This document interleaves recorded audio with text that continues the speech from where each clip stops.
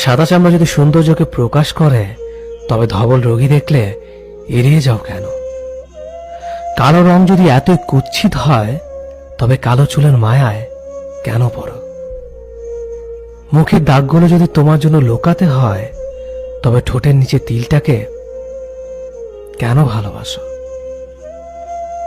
Western পোশাকে মেয়ে যদি এতটাই খারাপ লাগে, তবে শাড়ি পরা মেয়ে দেখে মুগ্ধ হও কেন?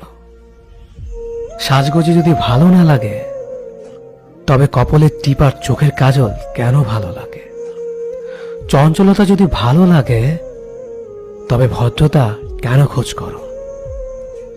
বেসামাল ভালোবাসা যদি চাও, পরিশেষে বেহায়া কেন বলো? সুতরাং নিজের পছন্দে স্থির থাকতে শিখো।